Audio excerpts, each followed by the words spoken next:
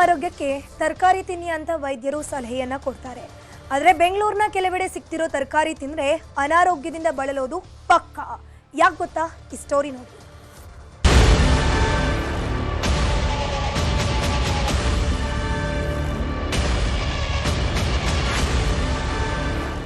ಆರೋಗ್ಯವೇ ಭಾಗ್ಯ ಅನ್ನೋ ಕಾರಣಕ್ಕೆ ಹಣ್ಣು ತರಕಾರಿ ತಿನ್ನಬೇಕು ಅಂತ ವೈದ್ಯರು ಸಲಹೆ ಕೊಡ್ತಾರೆ. ಆದರೆ ನಾವು ತಿನ್ನುವ 10ಕ್ಕೂ ಹೆಚ್ಚು ತರಕಾರಿಗಳಲ್ಲಿ ದೇಹಕ್ಕೆ ಮಾರಕವಾದ ಅಂಶ ಇರೋದು ಬಯಲಾಗಿದೆ. ಈ ವಿಚಾರ ಸೆಂಟ್ರಲ್ ಪೊಲ್ಯೂಷನ್ ಕಂಟ್ರೋಲ್ ಬೋರ್ಡ್ ನಡೆಸಿದ ಪರೀಕ್ಷೆಯಲ್ಲಿ ವಿಷಕಾರಕ ಅಂಶ ಪತ್ತೆಯಾಗಿದೆ. ಬೆಂಗಳೂರು ಹಾಗೂ ಬೆಂಗಳೂರು ಸುತ್ತಮುತ್ತ ಬೆಳೆಯುವ ತರಕಾರಿಯಲ್ಲಿ ಸೀಸದ ಅಂಶ ಇರೋದು ಪತ್ತೆಯಾಗಿದೆ. ಕೇಂದ್ರ ಪರಿಸರ ಮಾಲಿನ್ಯ ನಿಯಂತ್ರಣ ಮಂಡಳಿ, ರಾಜ್ಯ ಪರಿಸರ ಮಾಲಿನ್ಯ ನಿಯಂತ್ರಣ ಮಂಡಳಿ, FSSAI ಮತ್ತು ಕೃಷಿ ವಿಶ್ವವಿದ್ಯಾಲಯದ ಸದಸ್ಯರನ್ನ ಒಳಗೊಂಡ ಸಮಿತಿ ನಡೆಸಿದ ಅಧ್ಯಯನದಲ್ಲಿ ಭಯಾನಕ ಅಂಶ ಬಹಿರಂಗವಾಗಿದೆ. ನೆಲಮಂಗಲ, ಕೋಲಾರ ಮತ್ತು ಚಿಕ್ಕಬಳ್ಳಾಪುರ ತರಕಾರಿ ಡೇಂಜರ್ ಎನ್ನಲಾಗ್ತಿದೆ. ಈ 3 ಪ್ರದೇಶಗಳ ಕೃಷಿ ಭೂಮಿಯಲ್ಲಿ ಒಟ್ಟು 19 ತರಕಾರಿ ಸಂಗ್ರಹಿಸಲಾಗಿತ್ತು. ಜೊತೆಗೆ ರಾಜಾಜಿನಗರ ಮಾರುಕಟ್ಟೆ, ಹಾಪ್ಕಾಮ್ಸ್, APMCಗಳಿಂದಲೂ 53 ತರಕಾರಿ ಸಂಗ್ರಹಿಸಲಾಗಿತ್ತು. ಒಟ್ಟು 72 ತರಕಾರಿಯಲ್ಲಿ 11 ಬಗೆಯ ವಿಷಕಾರಿ ಅಂಶ ಹಾಗೂ 230 ಕೀಟನಾಶಕ ಅಂಶ ಪತ್ತೆಯಾಗಿದೆ.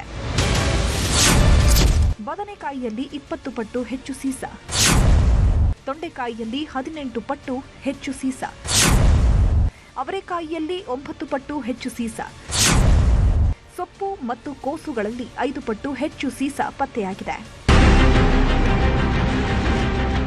ಇನ್ನು ಸೌತೆಕಾಯಿ, ಹೀರೆಕಾಯಿ, ಕ್ಯಾಪ್ಸಿಕಮ್, ಬೀಟ್ರೂಟ್, ಹಾಗಲಕಾಯಿ, ಬಜ್ಜಿ ಮೆಣಸಿನಕಾಯಿ, ಶುಂಠಿಯಲ್ಲೂ ಅತಿಯಾದ ಕೀಟನಾಶಕ ಅಂಶ ಪತ್ತೆಯಾಗಿದೆ. ಬದನೆಕಾಯಿಯಲ್ಲಿ 20 ಪಟ್ಟು ಹೆಚ್ಚು ಸೀಸ ಪತ್ತೆಯಾದರೆ ತೊಂಡೆಕಾಯಿಯಲ್ಲಿ 18 ಪಟ್ಟು ಹೆಚ್ಚು ಸೀಸ, ಅವರೆಕಾಯಿಯಲ್ಲಿ 9 ಪಟ್ಟು ಹೆಚ್ಚು ಸೀಸ, ಸೊಪ್ಪು ಮತ್ತು ಕೋಸುಗಳಲ್ಲಿ 5 ಪಟ್ಟು ಸೀಸದ ಅಂಶ ಪತ್ತೆಯಾಗಿದೆ.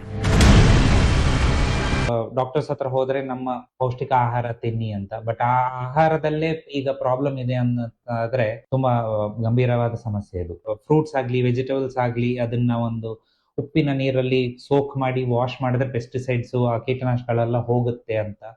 ಅದು ಬರೀ ಸರ್ಫೇಸ್ ಅಲ್ಲಿರೋ ಪೆಸ್ಟಿಸೈಡ್ಸ್ ಮಾತ್ರ ಹೋಗುತ್ತೆ ಹೊರತು ಒಳಗಡೆ ಸೇರ್ಕೊಂಡಿರೋ ಪೆಸ್ಟಿಸೈಡ್ಸ್ ಹೋಗೋದಿಲ್ಲ. ಅಂಡ್ ಇನ್ನೊಂದು ಏನು ಅಂತಂದ್ರೆ, ಇದನ್ನ ತಿನ್ನೋದ್ರಿಂದ ಇಮಿಡಿಯೇಟ್ ಎಫೆಕ್ಟ್ ಏನು ಗೊತ್ತಾಗೋದಿಲ್ಲ ನಮ್ಗೆ. ಇದು ಒಂಥರದ್ದು ಸ್ಲೋ ಪಾಯ್ಸನ್. ಆ ಸೀಸದ ಅಂಶ ನಾವು ಲೆಡ್ ಅಂತೀವಲ್ಲ, ಅದೆಲ್ಲ ಇಮಿಡಿಯೇಟ್ಲಿ ಪಾಯ್ಸನಿಂಗ್ ಎಫೆಕ್ಟ್ ಗೊತ್ತಾಗೋದಿಲ್ಲ.